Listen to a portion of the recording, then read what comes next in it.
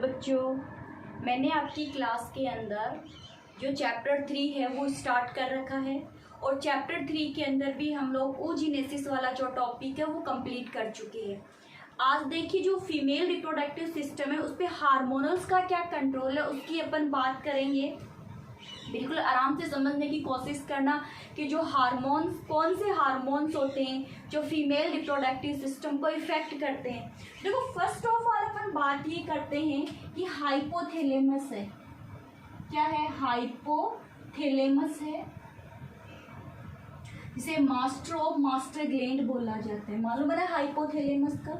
ये जो हाइपोथैलेमस है ये एक हार्मोन सिक्रेट करता है। वो जो हार्मोन है उसका नाम है गोनेडोट्रोपिन रिलीजिंग हार्मोन। जैसे स्पर्मेटोजेनेसिस के लिए था वैसे ही कौन सा हार्मोन है? Gonadotropin releasing hormone. ये जो हाइपोथैलेमस है ये 2 टाइप के हार्मोन सिक्रेट करता है। एक हार्मोन तो होते हैं रिलीजिंग हार्मोन, मतलब किसी काम को इंड्यूस करवाने वाले हार्मोन। एक होते हैं इनहिबिट हार्मोन। ये दोनों ही हार्मोन किसके फंक्शन को इफेक्ट करते हैं? पिट्यूटरी ग्लैंड के फंक्शन को इफेक्ट करते हैं। अगर हाइपोथैलेमस के जो रिलीजिंग हार्मोन या इंड्यूसिंग हार्मोन है वो पिट्यूटरी ग्लैंड को हार्मोन सिक्रेट करने के लिए इंड्यूस करेंगे। अगर इनहिबिट हार्मोन है तो पिट्यूटरी ग्लैंड को हार्मोन रिलीज नहीं करने देंगे। तो एक रिलीजिंग हार्मोन सिक्रेट हुआ gonadotropin hormone, gonadotropin releasing hormone. Gonadotropin releasing hormone किस पे इफेक्ट करता है? पिट्यूटरी ग्लैंड पे, पिट्यूटरी ग्लैंड। और वो भी पिट्यूटरी ग्लैंड का भी कौन सा पार्ट? एडिनोहाइपोफाइसिस, एडिनोहाइपोफाइसिस एंटीरियर पिट्यूटरी ग्लैंड को इफेक्ट करेगा। एंटीरियर जो पिट्यूटरी ग्लैंड है ये किस हार्मोन, जैसे देखो ये अगर रिलीजिंग हार्मोन ये आया है तो पिट्यूटरी ग्लैंड कौन सा हार्मोन सिक्रेट करेगी? गोनेडोट्रोपिन हार्मोन सिक्रेट करेगी पिट्यूटरी ग्लैंड। ठीक है। अगर ग्रोथ रिलीजिंग हार्मोन आता तो पिट्यूटरी ग्लैंड कौन सा हार्मोन सिक्रेट करती? ग्रोथ हार्मोन सिक्रेट करती जो अपनी हाइट के लिए रिस्पॉन्सिबल होता। अभी जो गोनेडोट्रोपिन हार्मोन है जो पिट्यूटरी ग्लैंड सिक्रेट कर रही है ये 2 टाइप के हैं। एक है luteinizing hormone LH, luteinizing hormone. एक होता है फॉलिकल स्टिमुलेटिंग हार्मोन। 2 टाइप के हैं। एक बार मैं इसको ऐसे लिख देती हूँ। पहले कोई भी लिख सकते हो आप, कोई भी लिख सकते हो, कोई प्रॉब्लम नहीं है। फॉलिकल स्टिमुलेटिंग हार्मोन और ल्यूटिनाइजिंग हार्मोन। अब फॉलिकल स्टिमुलेटिंग हार्मोन क्या करता है सुनो। हम जब oogenesis की स्टडी कर रहे थे तो मैंने आपसे क्या कहा था कि oogenesis की जो प्रोसेस है वो एम्ब्रियोनिक स्टेज में स्टार्ट हो जाती है, फिर उस यानी कंप्लीट नहीं होती है, स्टार्ट हुई है, कंप्लीट होने में तो बहुत समय लग जाता है। पिट्यूटरी स्टेज आती है तब जाके कंप्लीट होती है, तब जाके ओवम बनता है। ये कहा था कि जब एम्ब्रियोनिक स्टेज में स्टार्ट हुई, एक गर्ल्स बेबी का बर्थ हुआ और उसमें प्राइमरी फॉलिकल कितनी थी? प्राइमरी फॉलिकल्स या प्राइमरी oocytes की अगर मैं बात करूँ कितनी थी? 60,000 से 80,000 थी। ये बात हुई थी ना। तो उन 60,000 में से 80,000 में से किसी एक प्राइमरी oocytes को ये एक्टिव कर देता है। प्राइमरी oocytes को ये क्या कर देता है? एक्टिव कर देता है, जिसे आप कह दो ओवेरियन फॉलिकल, ओवेरियन फॉलिकल्स या प्राइमरी oocytes को ये एक को एक्टिव करता है। इतने में से ये जो ओवेरियन फॉलिकल या प्राइमरी oocytes कह दो जो डिपेलॉइड है, प्राइमरी फॉलिकल्स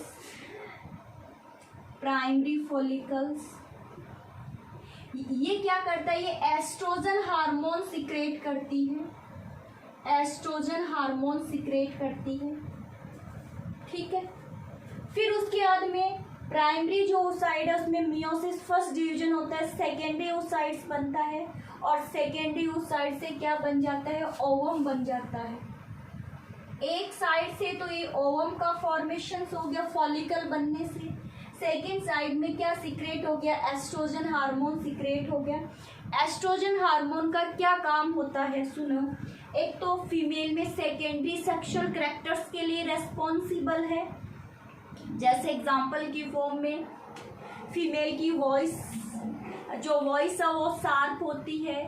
जो फीमेल है उसमें जो पेल्विक रीजन्स होते हैं वहाँ पे हेयर प्रेजेंट होते हैं, पोन्स प्यूबिक्स वाले एरिया में हेयर प्रेजेंट होते हैं।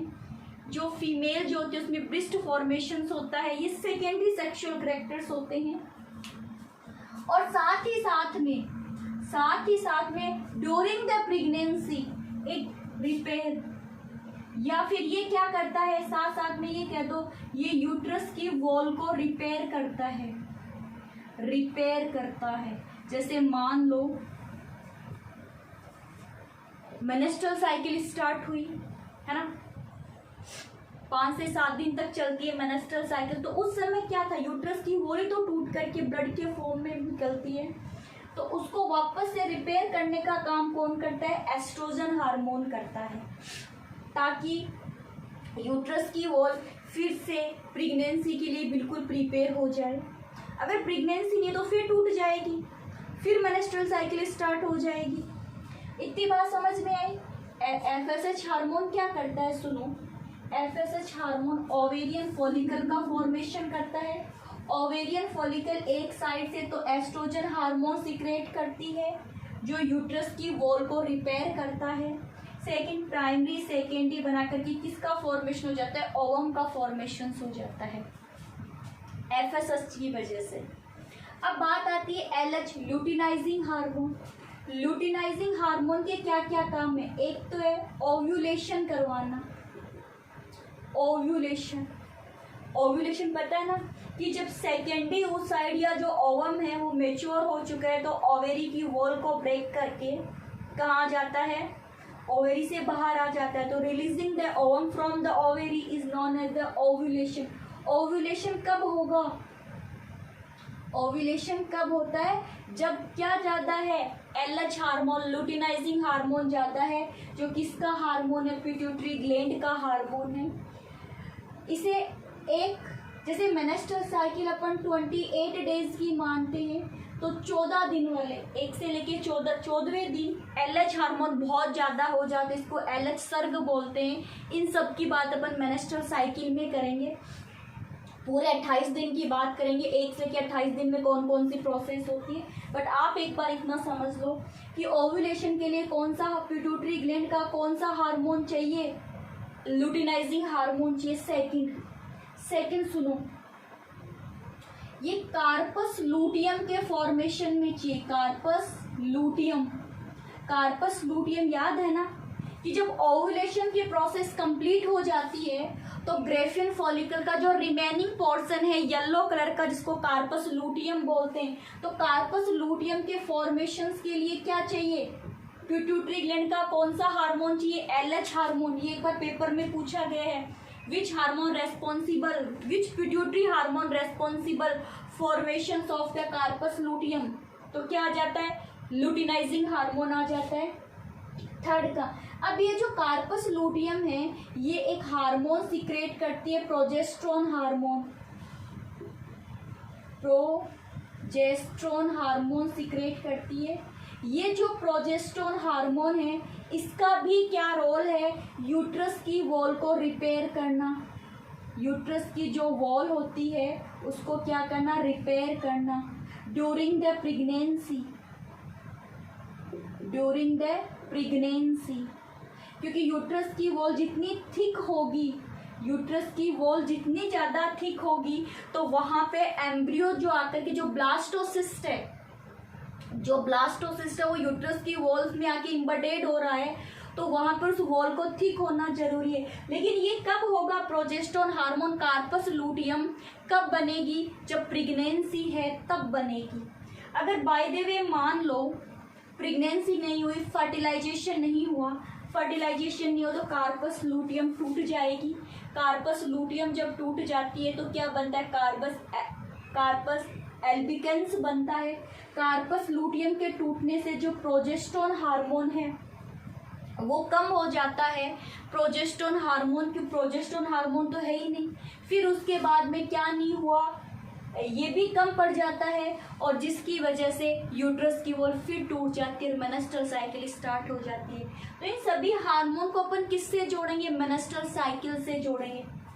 यहाँ देखो, अगर प्रोजेस्टेरोन हार्मोन ज़्यादा है, प्रोजेस्टेरोन का क्या काम है, यूट्रस की वॉल को मोटा करना ताकि वहाँ से जो ब्लास्टोसिस्ट है वो इजीली से उसे चिपक सके, एम्ब्रियो का डेवलपमेंट हो सके प्रेगनेंसी के समय। तब अगर प्रोजेस्टेरोन हार्मोन ज़्यादा है तो ये कम होगा। फिर अगर प्रोजेस्टेरोन हार्मोन ज़्यादा है तो एफएसएच हार्मोन के लिए इनहिबिट का काम कर रहा है, क्योंकि अभी और फॉलिकल नहीं बनानी है ना। अरे और ओवम थोड़ा ना बनाना, प्रेगनेंसी हो चुकी है और ओवम नहीं बनेगा उस समय। तो बाकी के जो ओवम, जो प्राइमरी oocyte जो बन रहा है उस प्रोसेस को ये क्या कर देता है, इनहिबिट कर देता है। अगर प्रेगनेंसी नहीं हुई तो कार्पस लूटियम खुद ही टूट जाती है। कार्पस लूटियम के टूटने से प्रोजेस्टेरोन हार्मोन की कमी हो जाती है, साथ ही साथ में एस्ट्रोजन हार्मोन की कमी होगी, मेनेस्ट्रल साइकिल स्टार्ट हो जाएगी। फिर मेनेस्ट्रल साइकिल जैसे 5 दिन के बाद में फिर से फॉलिकल स्टिमुलेटिंग हार्मोन आएगा, फिर से प्राइमरी oocyte बनेगा, फिर से सेकेंडरी oocyte बनेगा, फिर से ओवम बन जाएगा।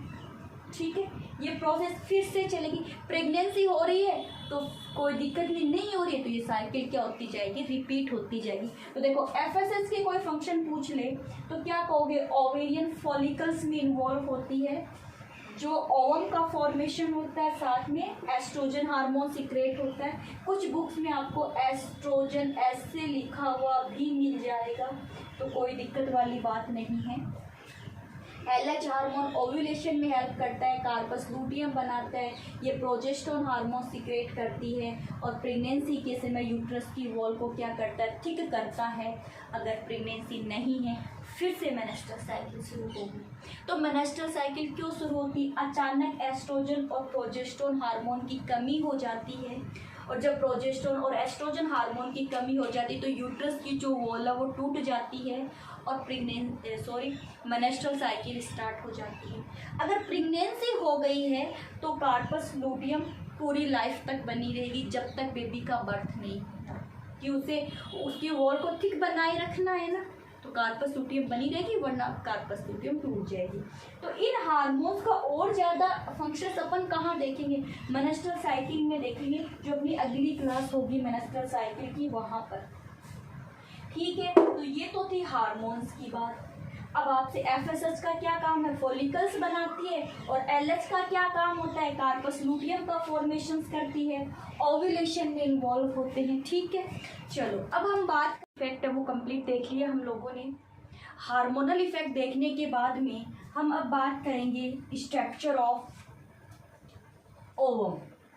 किसकी बात करेंगे, स्ट्रक्चर ऑफ ओवम की बात करेंगे। ओवम की स्ट्रक्चर कैसी होती है, या फिर आप जिसे कहते हो सेकेंडरी oocyte, सेकेंडरी oocytes। इसका लीनियर डायग्राम भी देखा था। जो लीनियर डायग्राम है उसके अंदर हमने क्या देखा था कि जो प्राइमरी oocytes है, प्राइमरी जो oocytes है, जब एक बेबी का जब बर्थ होता है, during the birth time the primary oocyte number in the ovary 6000 to 8000 के लगभग है, ये बात की थी ना। अभी जो प्राइमरी oocyte है, इस प्राइमरी oocyte के अंदर ग्रोथ फेज होती है। ग्रोथ फेज के बाद में जैसे प्यूबर्टी स्टेज आती है, मैच्योरेशन की फेज स्टार्ट हो जाती है प्यूबर्टी के अंदर। ठीक है, जो प्यूबर्टी के अंदर जो प्राइमरी oocyte है उससे किसका फॉर्मेशन होता है, सेकेंडरी oocyte का फॉर्मेशन होता है, एक पोलर बॉडी बनती है। अब यहाँ से जो सेकेंडरी oocytes है ये ग्रेफियन फॉलिकल्स को रिएक्चर कर ओवेरी से रिलीज हो जाते हैं, इसे ओव्यूलेशन बोलते हैं। तो उस ओव्यूलेशन के टाइम पे ओवम की स्ट्रक्चर किस टाइप की है, ठीक है, ओवम की स्ट्रक्चर किस टाइप की है। अब यहाँ पे इन दोनों की जो एक पोलर बॉडी बनी है और जो सेकेंडरी oocytes है, जिसमें फिर से एक सेकेंडरी oocyte C बनता है और 3 पोलर बॉडीज बनती है, ठीक है। ये मोस्टली या तो होता ही नहीं है, देखो, या तो होगा ही नहीं। अगर होता है तो कब होता है, फर्टिलाइजेशन के समय ही हो जाता है। लेकिन जो ओवेरी से जो रिमूव हो रहा है वो तो यही है, सेकेंडरी oocyte जो फर्स्ट पोलर बॉडी को साथ में लिए हुए है, फर्स्ट पोलर बॉडी को जो क्या है साथ में लिए हुए, यही रिलीज होता है ओवेरी से। तो अब ये जो रिलीज हुआ है ओवेरी से सेकेंडरी oocytes या फिर ओवम, ये किस टाइप का है, देखिए राउंड टाइप का है, राउंड शेप। एक सेकेंड, हैपेलॉइड, न्यूक्लियस किस टाइप का है, हैपेलॉइड टाइप का, मीन्स 22+X क्रोमोसोम्स है इसके अंदर। थर्ड बार नॉन मोटाइल है, नॉन मोटाइल है और लार्ज इन साइज, थोड़े सी लार्ज साइज का है, बट यूनिसेलुलर तो है ही है, माइक्रोस्कोपिक है, माइक्रोस्कोपिक है, ठीक है। इतनी बात क्लियर हुई इसकी ओवम से रिलेटेड। जो ओवम है उसकी स्ट्रक्चर के अंदर 3 तो मेम्ब्रेन है, 3, वो कौन कौन से 3 मेम्ब्रेन्स मैं आपको बताऊंगी। हालांकि अपन मोस्टली 2 ही मेम्ब्रेन का नाम जानते हैं, बट एक्चुअली में एक मेम्ब्रेन और होती है। हाँ, एक को जो ह्यूमन का जो ओवम है, जो ह्यूमन का जो ओवम है, एग है, ये according to yolk amount is the microlecithal, lecithal या फिर एलेसिथल, माइक्रोलेसिथल या एलेसिथल। न के बराबर इसके अंदर यॉक की अमाउंट होती है, न के बराबर यॉक की अमाउंट होती है। तो आपको पूछ ले कि यॉक के बेस पे किस टाइप का है, ह्यूमन का है, माइक्रोलेसिथल या एलेसिथल टाइप का है। The structure of the one is the spherical form. ये एक मेम्ब्रेन ये रही, एक जो मेम्ब्रेन है सेकेंड मेम्ब्रेन थोड़ी थिक और स्मूथ है, थिक है और स्मूथ होगी। ये मैं थोड़ी थिक बना देती हूँ इसको, ये हो गई थिक और स्मूथ हो गई। जो इनर वाला जो पोर्शन है, ये लीजिए, ये हो गया साइटोप्लाज्म, ये है साइटोप्लाज्म। और जो साइटोप्लाज्म है इस मोर अमाउंट में है साइटोप्लाज्म। और सेकंड, एनिमल पॉल की तरफ एक न्यूक्लियस प्रेजेंट है, और जो न्यूक्लियस है वो किस टाइप का है, हैपेलॉइड टाइप का है, 22+X है। यहाँ पर जो मेम्ब्रेन का फॉर्मेशन हुआ है, this membrane is known as the vitelline membrane, vitelline membrane. This membrane is formed by the egg cell. Egg cell खुद ही इस मेम्ब्रेन का फॉर्मेशन कर लेती है, बिल्कुल थिन मेम्ब्रेन होती है। और this is smooth, transparent and the thick membrane is known as the zona pellucida, known as the zona pellucida. Outside of the zona pellucida to present the many granular particles, to present the many granular particles, the granular particles to form a thick membrane, the granular particles to form a thick membrane. This membrane is also known as the corona radiata. Granular form, this also known as the corona radiata. So the outer membrane is known as the corona radiata, corona radiata. That is clear. The space between the vitelline membrane and the zona pellucida. The space between the vitelline membrane and the zona pellucida, this space is also known as the pre-vitelline space. Pre-vitelline space, इसको प्री-वेटेलाइन space बोलते हैं। और जो ovum का जो development हुआ था, growth phase किस टाइप की थी? इसमें योग की अमाउंट न के बराबर, योग है ही नहीं, तो प्रोवेटिनोजेनेसिस टाइप का था, प्रोवेटिनोजेनेसिस टाइप का था।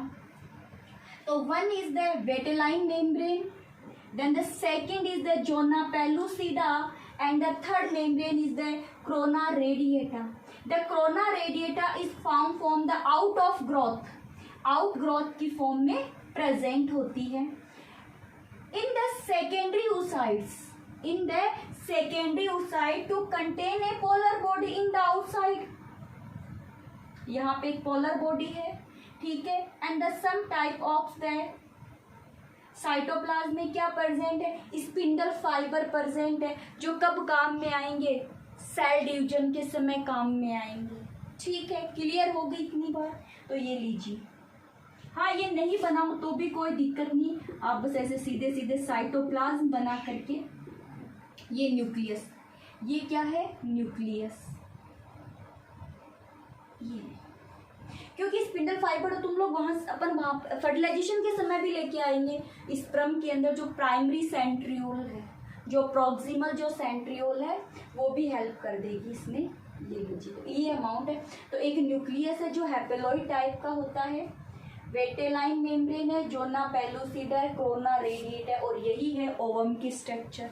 ये ओवेरी से रिलीज हुआ है, ओवेरी से रिलीज होकर के ओविडक्ट में जाएगा जहाँ फर्टिलाइजेशन की प्रोसेस होती है।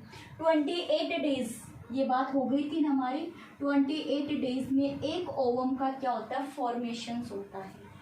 अब देखो, अगर ओवम फर्टिलाइज्ड हो गया तो प्रेगनेंसी वाला कहानी है वो स्टार्ट हो जाती है। अगर ये फर्टिलाइज्ड नहीं होता है तो मेनेस्ट्रल साइकिल स्टार्ट हो जाती है, और मेनेस्ट्रल साइकिल का टॉपिक अपना नेक्स्ट टॉपिक होगा, जो नेक्स्ट क्लास के अंदर अपन कंप्लीट करेंगे। आज की क्लास के अंदर हम लोगों ने हार्मोनल्स की बात की, हार्मोन की बात की, ओवम की स्ट्रक्चर की है। अब आगे की जो बात है, पहले ये टॉपिक, सारे टॉपिक आपको क्लियर करने होंगे, उसके बाद ही आपका नेक्स्ट टॉपिक स्टार्ट होगा। कि जब भी ऑफलाइन क्लास होगी तो ऑफलाइन में आपको नेक्स्ट जो टॉपिक है वही पढ़ाया जाएगा, पीछे का एक बार नहीं करवाया जाएगा। पीछे का जब टाइम मिलेगा तब अपन रिवाइज करेंगे। तो जिन बच्चों का कोई भी टॉपिक छूट गया है ऑनलाइन क्लास के अंदर, तो वो टॉपिक अपना कंप्लीट कर ले। ओके बच्चों, आज की क्लास इतनी ही थी।